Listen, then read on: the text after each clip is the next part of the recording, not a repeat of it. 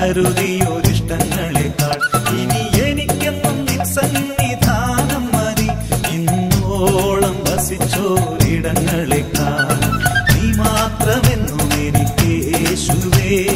കൃപകൾ ചൊരിയുന്നവൻ നീ മാത്രമല്ലോ എന്നവൻ ജീവനെ എന്നെന്നും കാക്കുന്നവൻ. ഇനി എനിക്കെന്നും എന്നേശു മാത്രം മതി. എന്നോളം കരുതിയൊരിഷ്ടങ്ങളെക്കാൾ ഇനി എനിക്കെന്നും നിൻ